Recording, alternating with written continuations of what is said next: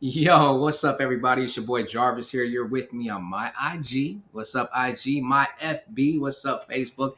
And my YouTube, and also the Wisdom app. And I'm always glad to have the Wisdom app on board. Some great minds on a great app that are pulling it all together, making it all happen. So let's continue to do that together. Man, tonight it is still Jarvis TV. And man, listen, this is going to be a great episode that we're having tonight. We're talking about overcoming the fear of love. Yep. With it being so close to Valentine's Day, it's only suiting that we go ahead and we hit some things um, in this all about the emotions that have to do with love. I mean, why not? We talked about last night, what's really on a man's heart, or what goes on inside of a man's heart.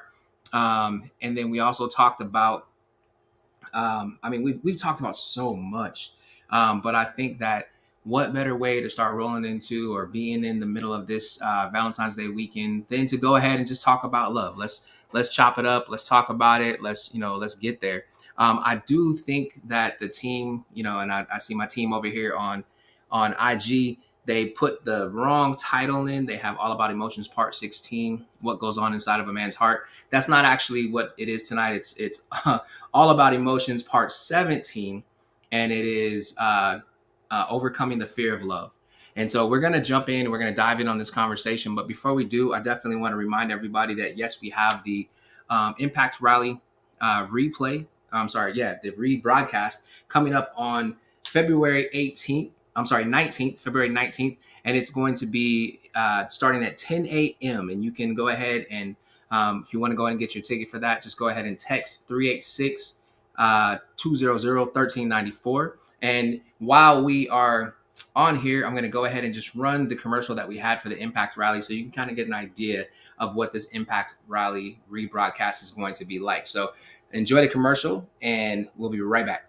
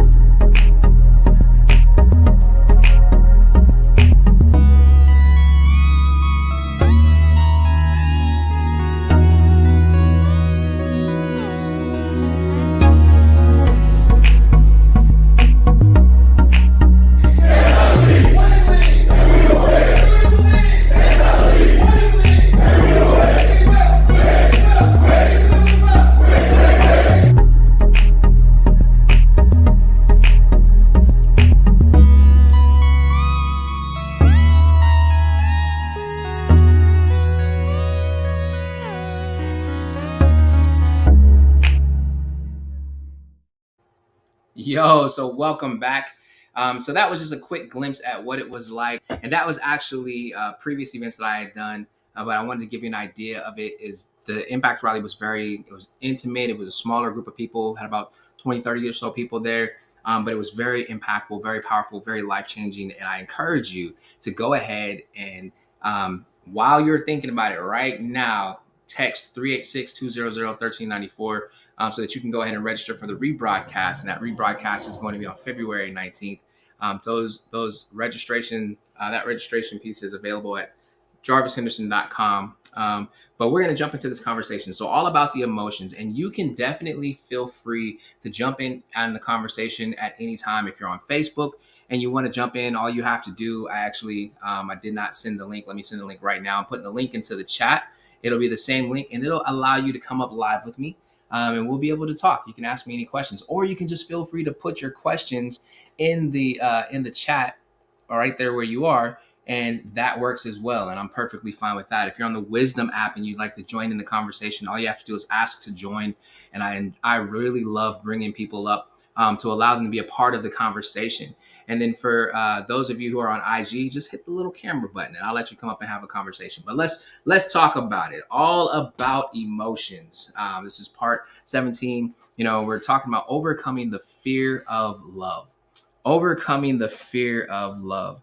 Man, it's crazy thinking about this, because in our lifetimes, we experience so many things that create these boundaries that we place around ourselves, or false walls that we put around ourselves to protect ourselves. And it's because as human beings, we are literally hardwired to protect ourselves for survival. And so anytime something comes up and it looks like it could be something that would challenge our survival, be it uh, in a relationship, be it our, in our life, keeping a roof over it, like there's our body reacts and responds, and we start to set up these things to protect ourselves and keep ourselves from danger, keep ourselves from hurt. Now, in this topic, you probably wonder, well, like, what brought up this topic? Like, what do you mean overcoming the fear of love? Well, there's those people that are out here, and I'll say those of us that are out here who we've been married before. We've been in relationships, monogamous relationships that didn't work out before. We have had people that we just have been head over heels for, and for whatever reason, something happened and we felt as though they did it to us. They hurt us, right? And all of those things are real. They really happen. As a matter of fact, not only do they really happen, we get to see these things play out in movies all of the time. They play out in movies, they play out in plays, they play out in music all of the time. And then they're, from music to movies to plays, they give us responses that we probably should have as it pertains to dealing with the topic of love and what it's like if you've ever been hurt by love. I can say, it's funny, and I mentioned movies, and I really I was looking for a different example because I heard somebody talking about this same topic, and they utilized the example of one of Tyler Perry's movies, where there was a single mother of three, and she met this guy, and when she met the guy, he was this amazing guy, but she rejected him, because she was afraid of him. And then he eventually got to a space where he asked her, why? Like, why are you rejecting me? And when he asked her, why are you rejecting me? Her response is, well, because you are everything that I want in a man, and that scares me. And she pushed him away. Now, in bringing up that particular movie and bringing up that particular scene, let me ask each and every one of you, how many of us have had that experience where we're introduced to someone new, we're introduced into something new, and we want to go and we want to be a part of this, we want to start into it, but it scares us because of our past experiences. There's a song by an artist, his name is Music Soul Child, and it's called Previous Cats, and I love that song because it's like, he's like, first things first, girl, recognize who's with you now, because he's talking about, like, man, I'm not the one to blame for how these guys did you before I showed up. I'm not Steven or Anthony, whatever dude's name was, and he's really trying to plead his case. And how many times, ladies, have you gotten involved with a guy who has been hurt in a previous relationship, and because of the hurt that he went through in that previous relationship, you felt like you had to put in a lot of work, and you're trying to get over that hump with him, and you're trying to help him understand, like, listen, I know that these are red flags. I know that she may have done this. I know that she may have done these things, but that's not me. And that's why we have to talk about this topic tonight in overcoming the fear of love, because what has happened is our past experiences have written a narrative that have caused us to become afraid and to stop ourselves from moving forward in this thing called love. And love literally is what we live on. Love is literally what we are brought into the world on. Love is literally how we survive. Abraham Maslow said that if we do not obtain, if we do not accomplish love and a sense of belonging, then we'll never realize our full potential. And Abraham Maslow is a well-studied, well-learned sociologist who this is what he did. I mean, he broke down the hierarchy of needs, and on the hierarchy of needs, at the very base, on the basic needs, he gave us some of the very essential. Like, it went from one to the next level to the next level, and in those bottom three tiers, you see love and belonging. The basic needs were having food, having a roof over your head, having clothes. Like, those things were basic. But then the next thing up, I believe, was love and belonging. Because once you have those bottom needs taken care of, you move to love and belonging. But then you can't go any forward. It's like trying to run with one leg. You can't run with one leg. You need to find that love and belonging in order for you to move forward.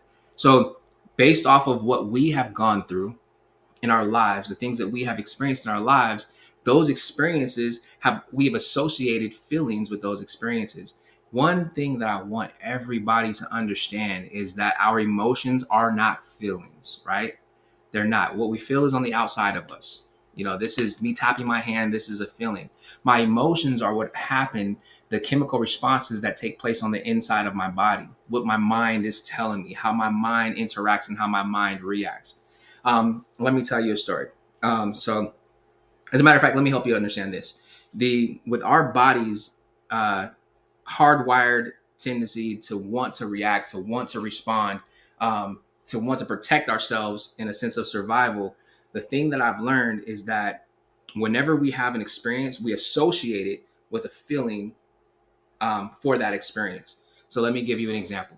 Um, let's say that you went to the mountains, and in the mountains, a woman and her boyfriend were in the mountains, and her boyfriend proposed to her in the mountains. Well, every time she sees mountains, she's going to associate mountains with love. Now, let's take the reverse of that.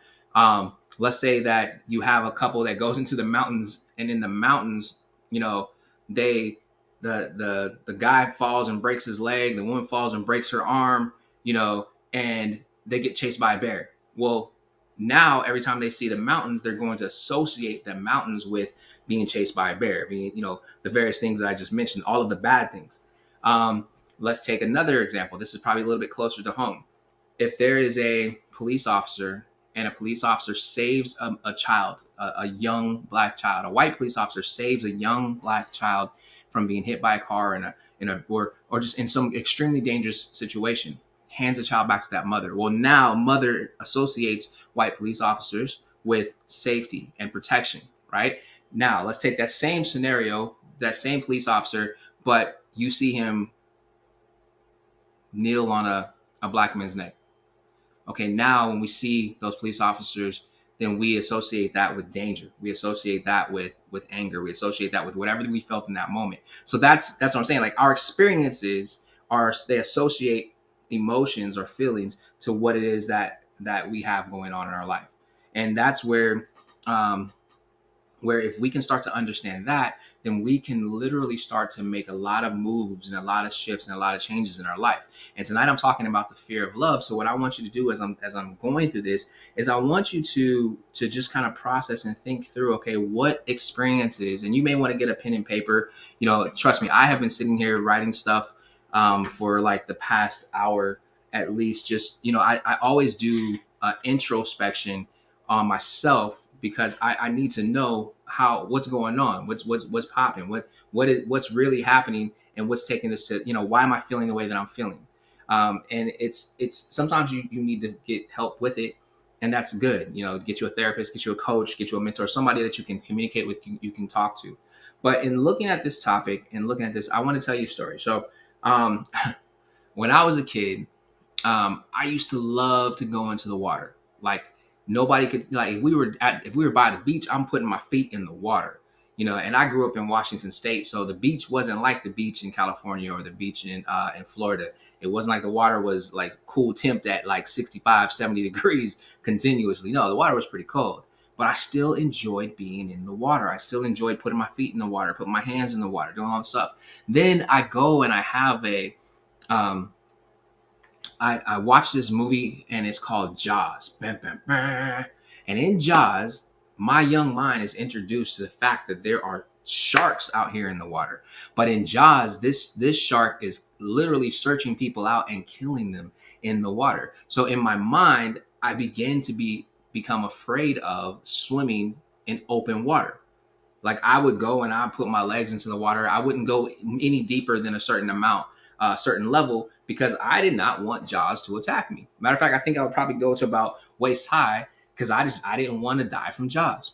Now, you're probably saying, well, Jarvis, that's not an experience that you actually had. No, it's not an experience that I actually had, but it does go into the narrative being written through an experience that I experienced visually watching this thing, because that's what movies do. They put these images on the canvas of your imagination. And out of that movie that I watched, it painted this picture for me that if I went swimming, that Jaws was going to get me. So I then decide, like, okay, from now on, I'm just going to swim in swimming pools. So this story has like two parts to it. Crazy, crazy, crazy. So I as I get older, I remember I went on a trip with some friends, and we were all out at this like resort, and there was the open water. And in my mind, I'm like, man, I have to overcome this. I have to overcome this open water fear. Like there's got to be something about this that I gotta overcome this. And so what I did is I actually went ahead and I had a friend get on one of those little kayak things, and we put a little rope behind the back of his kayak, and I just told him to start paddling out, and I would swim behind him. So what I did is I actually swam out behind him, and I was probably about 5 feet away from his little kayak. But the whole time, my heart was racing, my heart was pounding. And it's because in my mind, I'm fighting against this fear that had been painted in the canvas of my imagination that Jaws was going to come and get me. And as the deeper I went, the scarier I got. And eventually we turned around, and we were probably about a half a mile off of the shoreline, because you get so far out you can barely see people. They kind of, and I was just like, and I'm sitting there. He's like, "You okay, man? You okay?" And I'm like, "Yeah, I'm good. I'm good. I'm good." He's like, How long did you let go of the string?" And I was like, "Man, I don't know. I have to get over this." Well, why am I telling you that story? Because all of my life, up until I was in my 30s, yeah, up until I was in my 30s, I was afraid to go into open water because of a movie that I had watched. Because I saw Jaws, and then I saw, Piranha, and then I saw, like all of these things that told me that there was danger out there. So in my senses and in my nervous system, and it reacted. My limbic system was like, "Yo, no, that's dangerous. Don't do that." Now I said this story was twofold. So I basically gave you the whole thing of like not just what the fear was, but how I overcame that fear. And we'll go back into how I overcame that fear later in this talk. Now, another thing is, because I wanted to only swim in clear water, I was only swimming in swimming pools. Well, the problem is, I ain't really know how to swim that well. So you know where that story goes, right? So eventually, I something happened where I almost drowned. And I'm like, "Oh my God, I'm never going to go back in the water again." Well, it's because I associated clear water with me almost drowning, and so that created a stoppage or a fear or a block for me to say, "I'm not going to do that." How did I overcome that? I started taking swim lessons. Here I am, a black kid, inner city, and I'm going to the YMCA asking for swim lessons. Eventually, I started swimming again, started getting back out in the water, and I love to be out in the water. I love to go into a pool. I love to go out into the ocean. Like, these are all things that I love now, but it was a process of me saying, "Hey, I'm going to overcome those things." Now, you're probably wondering, well, what do those have to do with overcoming a fear of love? Well, they have everything to do with overcoming the fear of love, because I just basically told you about our limbic system and how that I just gave you a whole run through of everything that I did to overcome what my limbic system was starting to tell me. Now I need to rewind and tell you piece by piece, bit by bit, about this limbic system. Now, I came across a woman who, her name is Dr. Trillian Small, a very intelligent woman, and she really broke down the limbic system and how our threat system reacts to danger. And one of the things that I want us all to know is that with us as human beings, whenever we're engaging with fear, whenever something comes up and we feel like there's a possibility of fear, whenever that happens, there is our limbic system, our threat systems kick in. Now, I'm going to give you a story of how this all works. And I can't really take full credit for this story. Now, there's bits and pieces of me in here, but there was definitely a lot of what Dr. Trillian said in her presentation of understanding the limbic system. And I was really trying to understand the limbic system. So basically, if you don't know what your limbic system is, our limbic system is the part of our body, and this is based off of university studies. So our limbic system is the part of our body, or part of our brains, involved in our behavioral and emotional responses, especially when it comes to behaviors that we need for survival, such as feeding, reproduction, caring for our young, and our fight or flight responses. Our limbic system is made up of like a very complex system, but I'm going to break it down to 4 parts, and then we're going to add in a 5th part. So those 4 parts, so these are the ones that I want you to remember. I want you to remember the thalamus. All right. Then I want you to remember our amygdala. I want you to remember our hippocampus, and I want you to remember our hypothalamus. Okay. So the thalamus, the amygdala, the hippocampus, and the hypothalamus. Now, your thalamus is responsible for all 5 of your senses. So all 5: your touch, your taste, your sight, your being able to hear, in your scent. And it also takes in everything that comes in from the world. So whenever we're dealing with something, all the stuff is coming in at us from the world. Your thalamus is responsible for this. So as this stuff comes into your thalamus, we'll just call him well, he didn't have a cool name, but we're gonna call him Theo. So Theo was like, you know what? I got all this information. Let me send this down to Amy. So Amy is our amygdala. So we're gonna make her name short. Amygdala is now Amy. So he takes it down and he sends it all down to Amy. He says, Amy, I need you to check this out. Something's coming and I don't know what this is. So when all of this information gets to Amy, what she does is she's basically responsible for all of our emotional activity. So she looks at it, she's studying it, she's taking the info, and she's like, okay, I'm not really sure. So basically, she's gonna say either yes, this is a threat, or no, this is not a threat.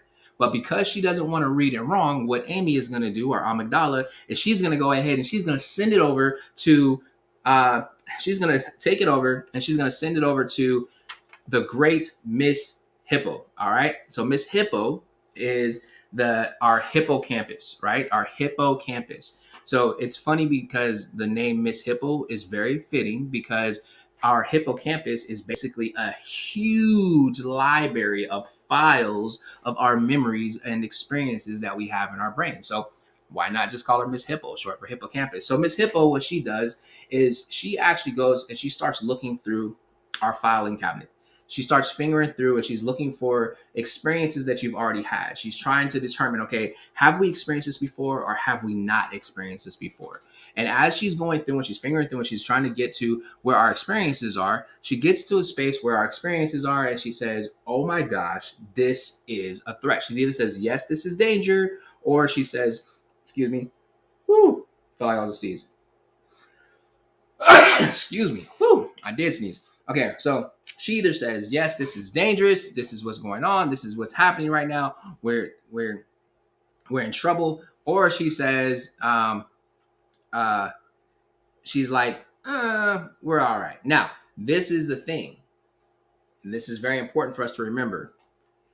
If Miss Hippo remotely senses or recognizes a sense of danger, whether it's real or perceived, and that's big to remember, whether it's real or perceived, she will immediately send an alert back to Amy. And when she sends that alert back to Amy, she's like, oh my God, Amy, we're in danger. And she shoots it over to Amy. And Amy gets it. And then Amy, she's like, we're in danger!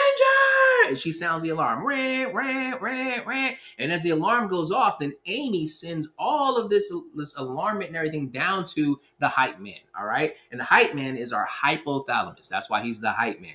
And it's funny because when I heard Dr. Trillion talk about it, she called the hype man DJ Hype. So we don't call him DJ Hype, all right? So DJ Hype then pumps all of this adrenaline into our system and gets all of this stress cortisol going into our system because we need to make a move. You're going to end up doing one of two things when this happens. You're either going to like turn into the Incredible Hulk and turn into like this fighter, like you're ready to fight like the Incredible Hulk, or you're going to turn into Usain Bolt and pew, be out of there. You're going to run. So that's our fight or flight response. Now, the crazy thing is that while all of this is happening, all this stuff is going on, all of this same information is also sent over to our prefrontal cortex. And in our prefrontal cortex, what happens in our prefrontal cortex is this is really like the executive functioning part of the brain, right? So the executive functioning part of the brain is going to think more rational. And as the executive gets the information, he's going to look at it and he's going to either confirm that, yes, we're in danger, and so we need to do this, or he's going to say, listen, y'all, chill out. It ain't nothing, man. It ain't nothing. So what ends up happening is once he gets it and he says, we're good, everybody calm down, chill out, then we're good to go. All right. So that's how all that works. So you have we broke it down. We have our thalamus, you have your amygdala, you have your hippocampus, and you have your hypothalamus. And that's how all of that works. So hopefully you were able to follow that story. And now you're like, okay, so this is how my threat reaction works in my body, how I get to a place of fight or flight, or I chill out and I relax. Now, let me go ahead and give you an example of this so that you can understand it a little bit better. What if, and let's just say wherever you are right now, and I thought I saw somebody who was over here on the Wisdom app. I wanted to finish what I was saying for a second, but I'll come back to it. But what if right? And everything that we're experiencing, everything that we have going on right now, we're just sitting there, we're chilling. What if a bear walked into the front door or walked up right alongside of you? What would happen? If that happened, immediately Amy would see the situation. She would say, "Hey, what's up? What's going on with this, Hippo?" And then Miss Hippo would look at it and be like, "We're in danger." And then she would send all that information back, and the hype man would kick up, and your adrenaline would start to get ready to go because this is perceived danger. And then all of the same information is going to go right over there to your prefrontal cortex, and he's going to look at it. He's going to be like, "Y'all, chill out. It's a mascot. Go give it a hug. Go take a selfie. Give it a high five, something." That's how all of this works. And remember, I said perceived or real. Now, all of this, I just gave you this great breakdown of all of these things. But we have to remember that every experience that we have in our lifetimes, every single thing that has happened to us in our lifetime, it's all filed away and it's pulled for future references. So the crazy part about it, and when you really break it down, you think about it, is what if those things that you filed away and you attached emotion or feelings to that experience, what if we filed them away wrong? What if we took it and we didn't really comprehend everything the right way? What if we looked at it and we wrote a narrative in our mind because we didn't have all of the information, and now we're looking at things that are not dangerous as though they're dangerous, and they shouldn't be looked at as though they're dangerous? Our responses are always based on memories that are filed away. The way that you respond to in a relationship, the way that you respond in an argument, it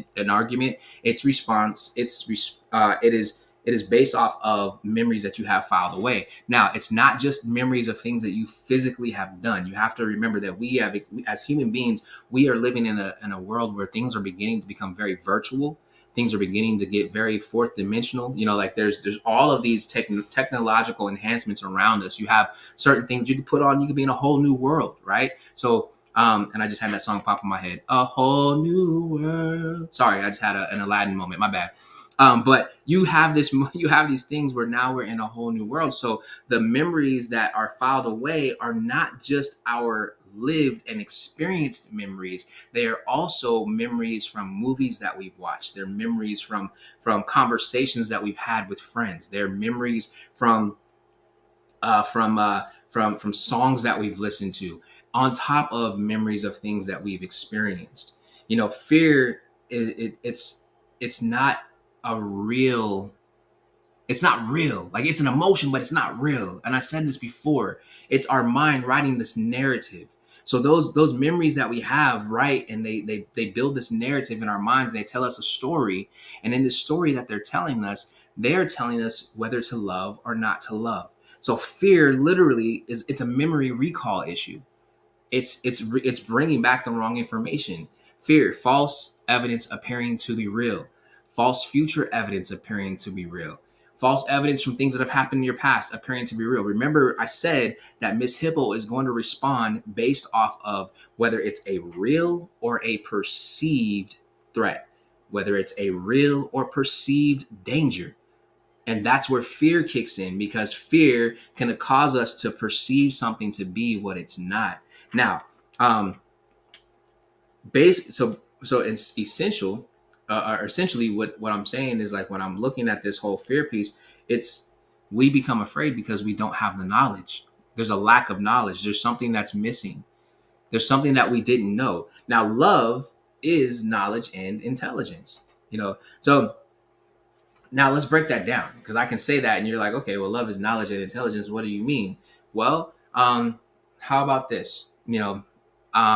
Let's take a person who has been divorced, and in that divorce, they walk away and they're hurt by the things that transpired in that divorce. They begin to, what that hurt causes you to do is it causes you to blame the other person and say that they did this to you.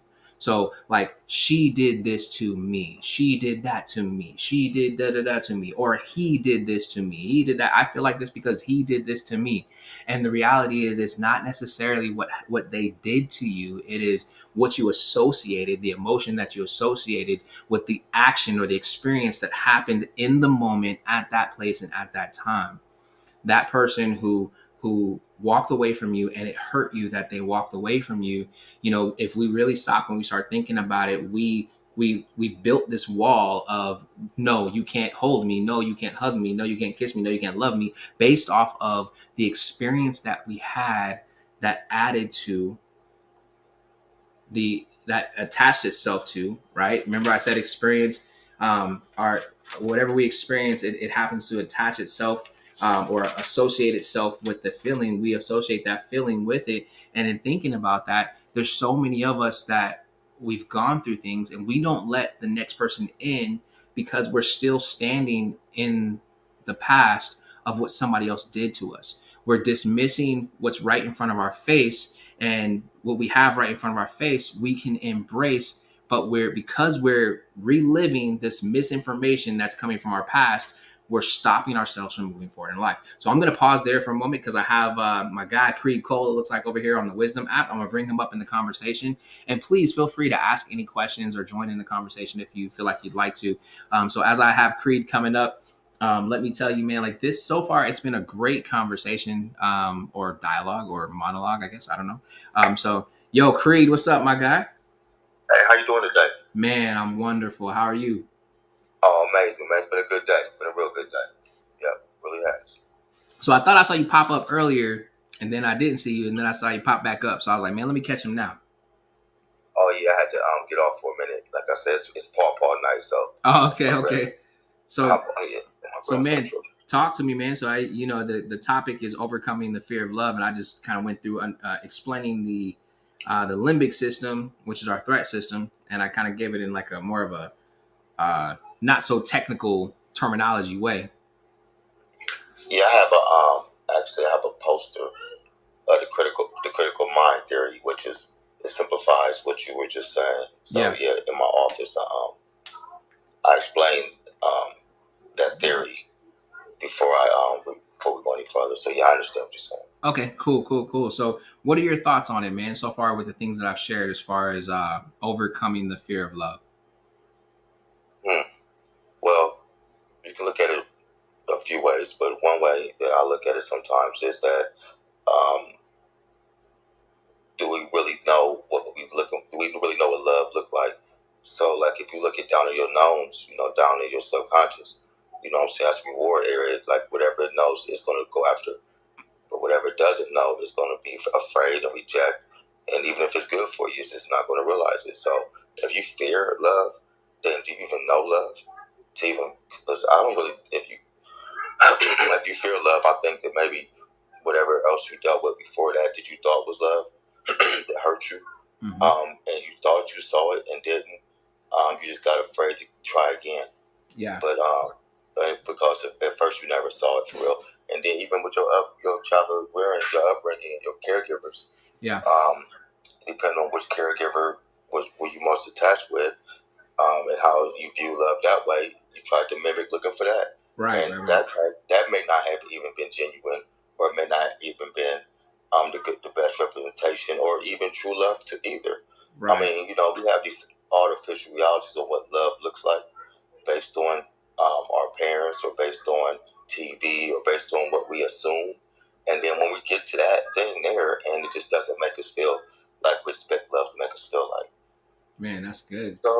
So a lot of times, overcoming the fear of love, it may be a thing where, like I said, you tried it, it wasn't love at all, and you're probably trying to overcome the fear of trying something again, just whatever. Yeah. That's true. It's funny because I was even as I was searching this out, like, one of the analogies that I saw somebody utilize is, they said, like, here's a perfect example.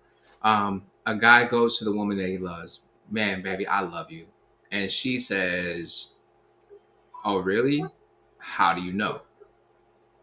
So that how do you know is kind of like her saying, like, okay, he has to know what it is, what actions have taken place that caused me to love him, or he has to have some sort of a memory of something that identifies what love is to him. And then she turned around. Well, let me give you the other part of this. Then she turned around and she said, here's another example. You have girlfriend to girlfriend. Hey, girl, you ain't been out there. It's been 2 years, 3 years since the last time you really been out on a date. It's time to get back out here in the field. Like there's men out here that are waiting and ready for you. And girlfriend's response is, girl, I ain't got time for all this, because he did this to me. And so they go back and they react and they stand in that memory because they didn't really experience love. They experienced something that they thought could be love, but they didn't really, well, no, I can't say they didn't really experience love. They experienced a type of love, but they didn't experience the love that they needed and wanted. Well, they may have been experiencing what they was looking for. Right. Right. I mean, that's just to simplify it. They experienced what they were looking for, and they got probably already asked for what behind it. But see, another thing that I try to realize is that everybody looks at love differently. Like, for example, if you may be in a relationship and your mind may be physical, where you want to just hug up and watch Netflix, and what I'm saying, all day long and just be kissy lovey. And your mate may not even like to kiss or do none of that. They may want to just what I'm saying, read a book and then have interpret what y'all read, or they may want to do a business plan together, or they may want to do something, just make a plan to do something. They just may not be in the hope. My fault, man. I was looking at the screen and I wasn't paying attention to your time, so please come back up. But just so everybody knows, we're talking about overcoming the fear of love. And what I did to start off is I kind of gave you a story of what I experienced, just like experiencing fear and how fear comes about. And it's all based off of the way that our limbic system reacts to everything. And so now Creed and I are just talking about the love piece. So go ahead, Creed. And then, so basically, what I'm saying is, a lot of times you may look for the opposite sex for something they just don't have it in them to give or do.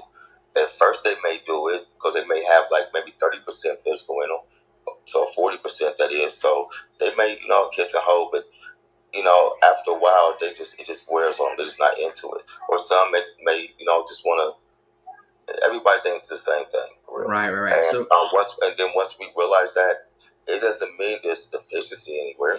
Right. It just means that's their pickup. So if it don't fit you, then you need to move on or establish a relationship in a different way where it does fit. You can, say it's okay to love somebody that's not in love with you in the same way. Right. Just let them, fit it where your emotions don't be tied like that. Right. So, so you don't have to be afraid to love, because love is not fear. Love and fear is not even in the same room. I mean, it's godly fear, what I'm saying? Like, in the God. But other than that, I mean, you want to embrace and run towards love, not run away from it. So if you've been in your makeup, if you're afraid of it, then it's not either it's not love that you even know what you're looking at, because you're gonna run towards that. As far as I know. And if you've been hurt before, it may be just because you wanted to possess something that you just couldn't possess. Yeah. And it hurt you that it left. Man, so I'm glad you said that, because I was actually going to ask you, like, why do you think that some people are afraid of love and fear love? And you kind of started tapping into that already. Because they got their feelings hurt, because a lot of times when you say, for example, women or men, they said they want somebody who's ready. You got to be ready, whatever. But then when you get involved with somebody, instantly your imperfections come out. You know what I'm saying? Your dysfunctions come out, imperfections, and then you see that you wasn't never relationship ready, and the other person that you was cynical towards and holding back, wasn't sure of, and you saw all these cracks in their armors, but you gave them a chance anyway, and then you come to find out they wanted it, you a hot mess. And then that right there, when you find out that you wasn't right, that'll push the person away from trying again. Yeah. Because like from the outside, they had this mask on. They might be artists of the year with the makeup. They make him be the hottest model. All that. But in the day, when you get into a relationship and people get in your mind to see you, into your character, into your behavior, into all that stuff shows if you are ugly. And if you look like that, say you want to rub you, so you perpetrate as if you're afraid and you don't want to try. But in reality, you don't want to try because you want to make sure that you may not always be together, and they may notice. Yeah. So I got a question that somebody posted over here on IG, and it says, "What advice can you give for people who may be dealing with someone who seems to fear love?"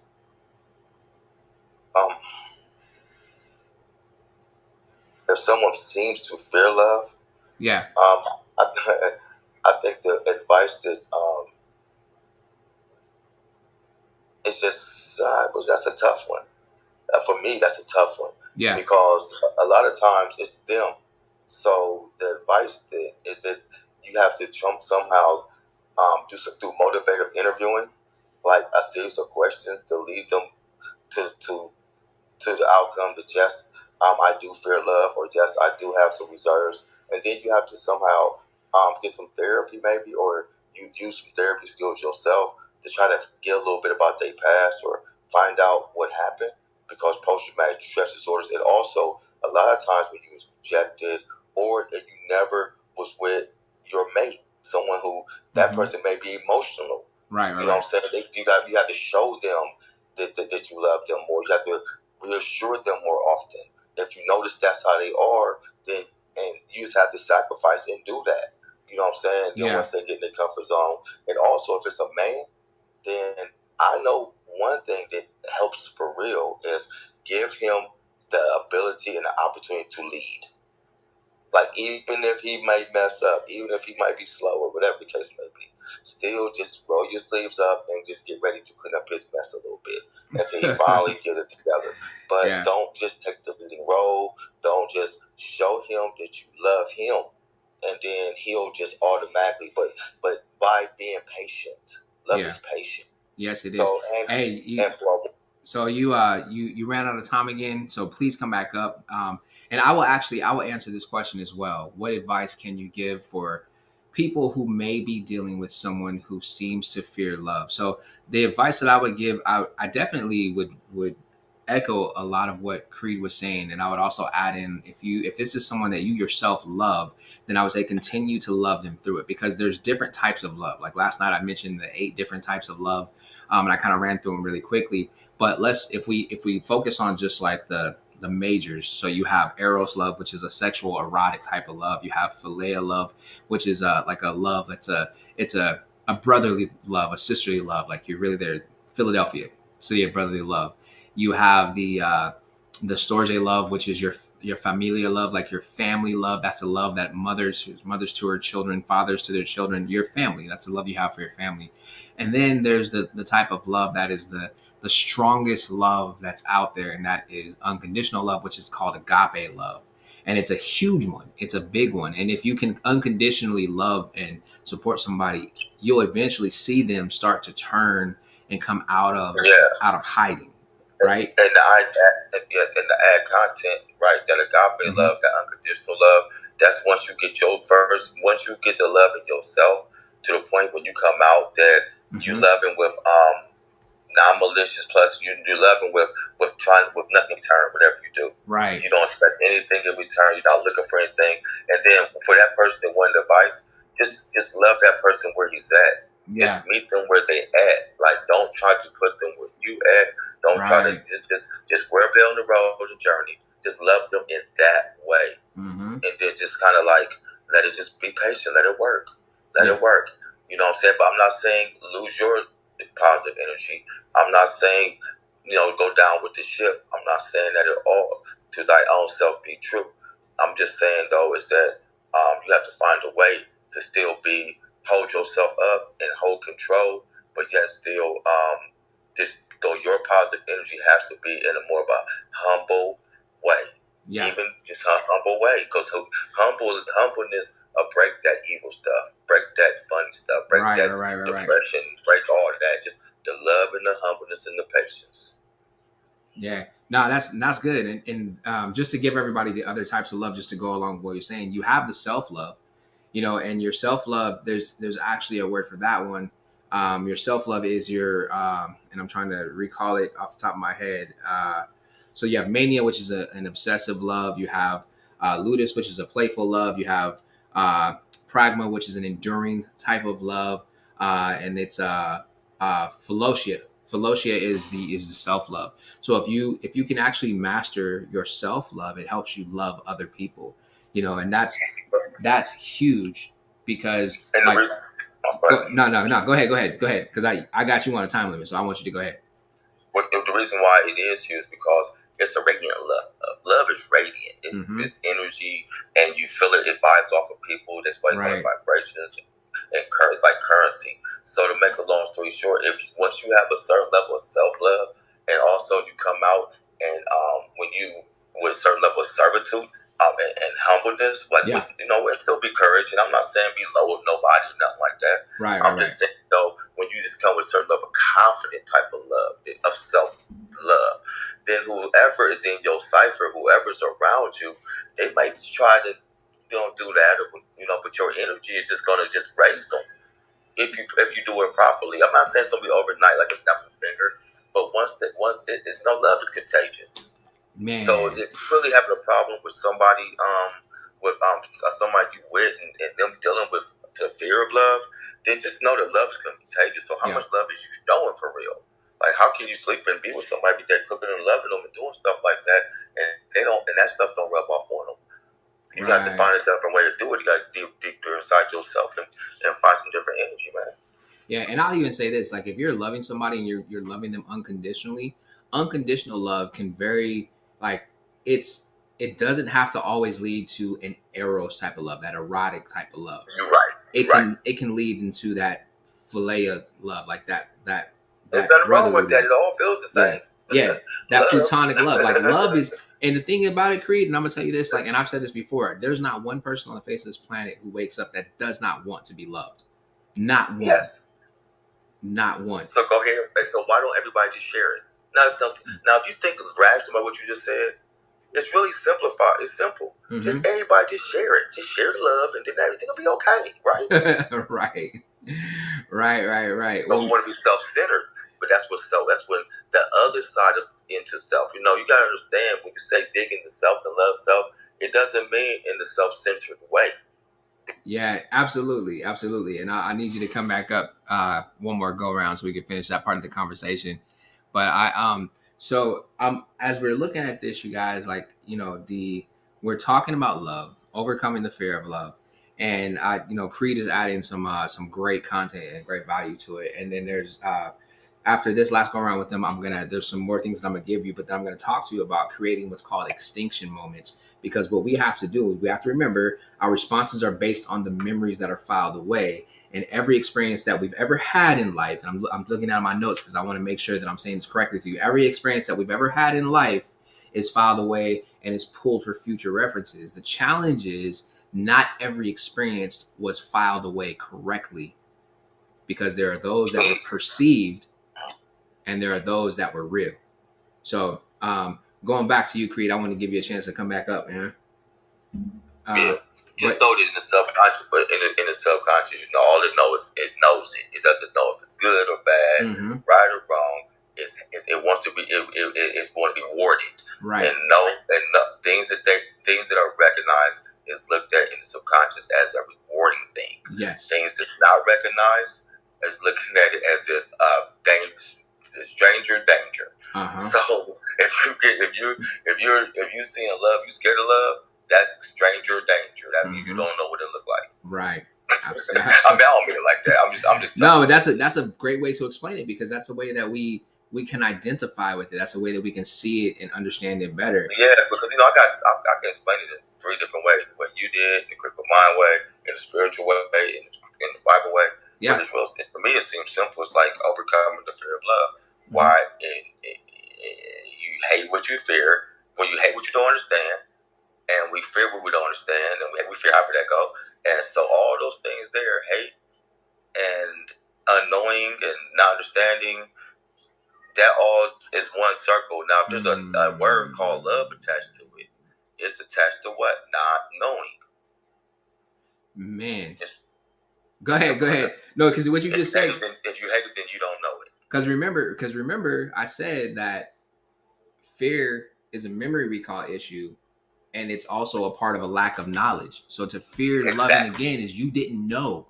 You weren't really 100% sure on how to love or how to receive love. So you based it off of those experiences, and those experiences weren't all right. Exactly. So basically what I'm saying is to say, instead of finger pointing, or instead of wondering what can you do to change your mate, or what can you do to change yourself, or it's simply that you just have to first be educated on what you're looking for. And then once you are, just that journey of searching for what it is, it's going to bring you into the whole circumference of it. And trust me, people, it's beautiful. All right, cool. So I actually have some comments that I just come across, and it's from one of our viewers over here uh, on on YouTube. And so I don't know if you'll be able to stay on the entire time, but it's Brian. She says, "Giving unconditional love leaves me feeling empty because the love isn't returned, and I've come to accept that I will never receive the love I give. I don't know how to love anyway." And then she goes on to say, "As a child, I was beaten and conditioned to put everyone before myself. So all I know how to give is unconditional love. I give the love I want." Um, and then she says, "Being conditioned caused me to not know how to accept love." Wow. You got about a minute 30 with me, bruh. What do you have for Miss Bree over here? Miss Bree, I think it got equipped us with all we need when it comes to love and the feeling of the comfort of it. And once we get outside of ourselves and around us and what people should have and could have, would have done, people are damaged, people are misdirected. So people have done what they knew to do at the time. Mm-hmm. So I'm saying that all you need to do and know is what you have inside, and be so happy that you are healthy enough to love somebody. And just know that the person you do something for, they may be not care nothing, or you may not see the recognition, but it's like a domino thing. It's going to domino, and you may be at your funeral, and you be down there, and be the whole church be full of people and talking about what you did for me. You don't even realize it. Trust me when I tell you, woman, people recognize, God recognizes, and deep down in your heart, you'll find some love and happiness behind it if that's where you look. Yeah. Yeah, man, that's good. And I actually, there's some other things. I'm gonna share some things once we get off, but I got you for about 20 more seconds, man. What else you got for the people? Let me guess. Love conquers all. I knew that was coming, but I didn't want to take it. You know, that's you. Yeah, love conquers all, people. Just trust me, love conquers all, man. All right. It don't seem like it, maybe because you just don't know what it looks like. Remember that. Hey, man, that's my guy, Creed. I appreciate him coming in. I definitely appreciate him coming in and being a part of the conversation and sharing what he shared. And so I want to go back in and I'm gonna. I agree with everything that he had to say, Bree, for your situation. And it's crazy because out of what your comment was, and mentioning the unconditional love and giving unconditional love, but then not receiving unconditional love in return, the reality is we all know how to love because we all know how we want to be loved. And to love is bigger than just knowing how you want to be loved. It's discovering how to love others and how they may want to be loved. We all have a different love language. Yes, there's the 5 main love languages, and that's so beneficial and it's so helpful, and it's expanded itself to be able to rock in business platforms and teams and raising your children and all, and it's great. And I take nothing from that. But I also want everybody to know that we all have our own language. The same way that you have your own prayer language, the same way that you have your own thoughts and your own desires, is the same way that you have your very own. Just it is distinct to your DNA type of way that you want to be loved. And that's why unconditional love is so important.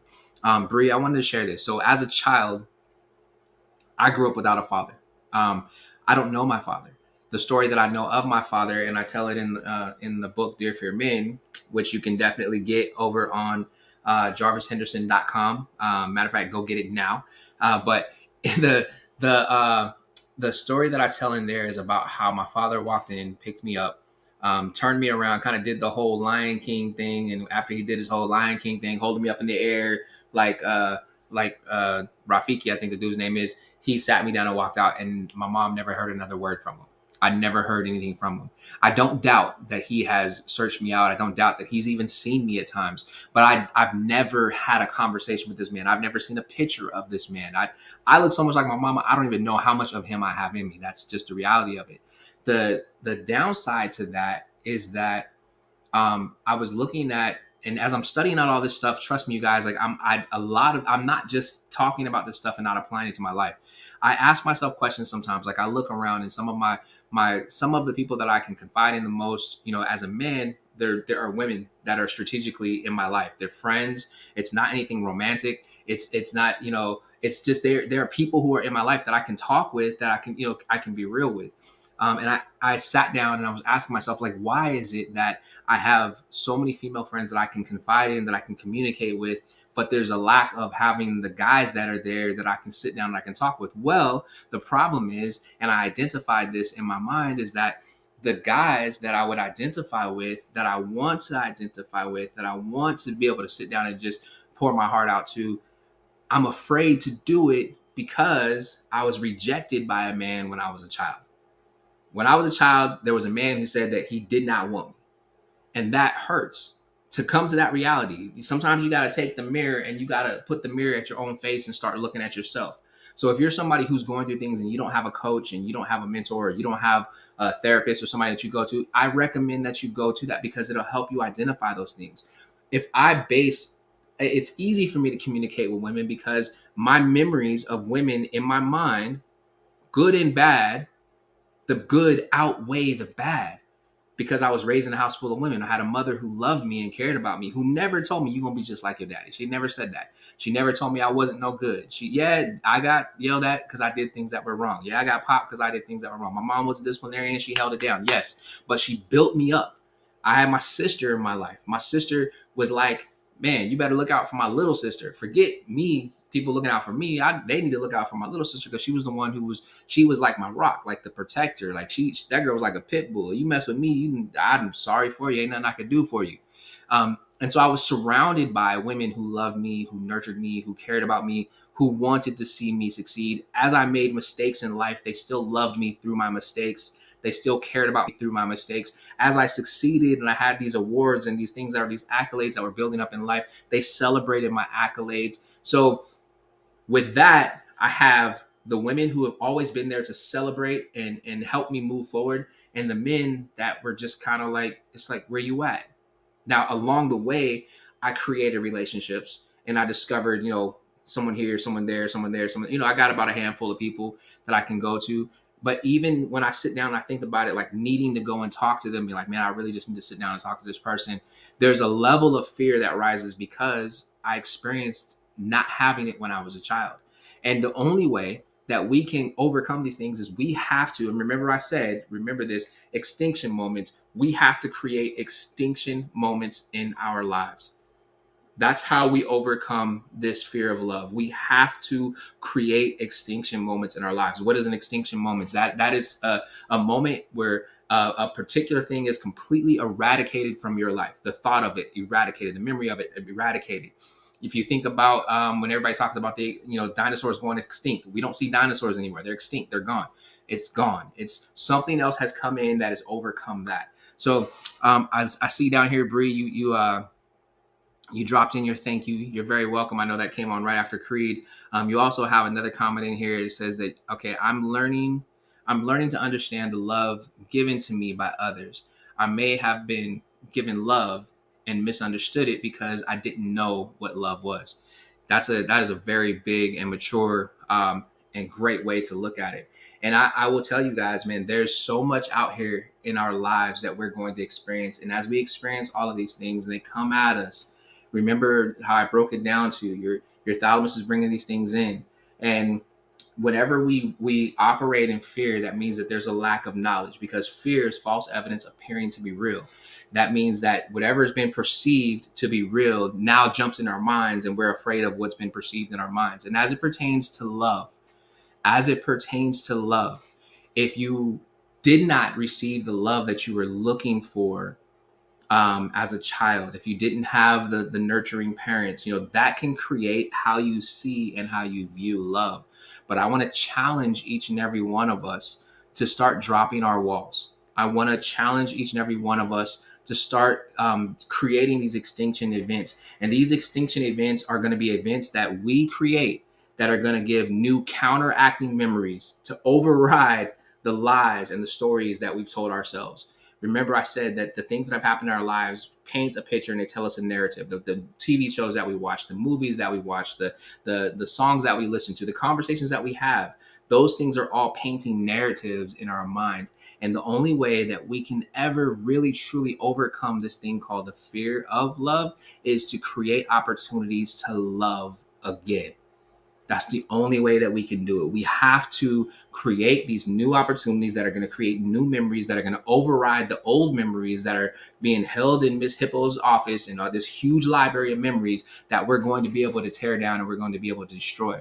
That means that if you were married before and you were hurt in the experience of that divorce, that it was something that hurt you, you felt broken. Trust me, I know this feeling. I know there's a hurt, there's a pain, there's a brokenness that you feel. The only way to overcome that is to start, one, identify this is what happened, this is what took place, and I'm alive. I am okay. And you start to transition yourself and move forward. And then when you get into new relationships, you allow yourself to experience new relationships. If you don't allow yourself to experience new relationships, then you're like you're basically putting yourself in a cage. You are making yourself a slave to fear.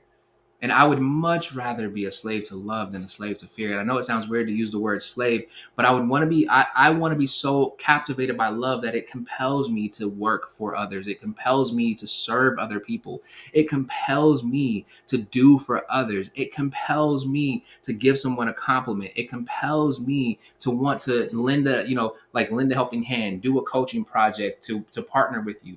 Remember I talked a few sessions back about companionate love, creating an environment of companionate love. Well, what companionate love is it's not a sexual thing. Companionate love is it's creating an environment where, yes, we got each other's backs. Yes, we catch each other when we mess up. Yes, we build each other up and we're trying to get to the next level. Yes, we celebrate each other in these moments. We have to create new memories. And the only way that you're going to be able to create new memories is you have to let love in and allow yourself to love others. I'll say it again. You have to let love in and allow yourself to love others. And some people say, well, how do you know? How do you know that you're not going to get hurt again? I don't. I've survived 100% of my worst days. I'm still here. That lets me know that I'm a champion in this world and that I can get to the next level, and I'm going to the next level. So my understanding is that, okay, if I can love people not expecting anything in return, then now my expectations are not failed, and I can love you past the mistakes that you may make. Even if you do something that hurts my feelings, even if you do something that taps into my emotions and it doesn't feel good, and we part ways, I will be okay. I will breathe again. I will love again. I've already predetermined that that's the thing that's going to happen. It's not an easy conversation to have with somebody who you say that you love. Is like, okay, that's not easy to say. Well, if you leave me, I'm going to be okay. I'll love again. And the reason why it's not easy to do is because we don't ever want to picture the person that we love leaving us. We don't ever want to picture the person that says they love us leaving us. We don't want to see ourselves without them. And that's okay. It's real. And I just want to challenge each and every one of you, whether you're a person of faith or not, just trust and believe that God's got you. You know what I'm saying? Like literally, God's got you. You are okay. God's got you. The best thing about God is that it says that for God so loved the world, the entire world. There's not one person that is under the sound of my voice, whether you're watching me or you're listening to me, not one person that is not a part of this world. So that means that God loves every single one of us. Interesting. People say all the time, well, I don't believe in God. Well, guess what? God believes in you. You're still here. I don't care how you want to call it. It doesn't matter. You just have to trust that you are going to be okay. Things are going to work out. If the grass never got cut, there's a way that in the great outdoors, that trees happen to trim themselves, that grass happens to cut itself. Like there's a whole system set up that we have no control over. We don't have to always have control. Love is not about control. It's not. Now, when we operate in certain types of love, those types of love are in control. But if you can get into that unconditional means I love you, whether or not you love me back. It's okay. And that's the way that we roll. So, hey, this has been a great conversation. Hopefully you got some good stuff from it. This is your boy Jarvis. I am here with you and you are here with me. and I want you to have a good night.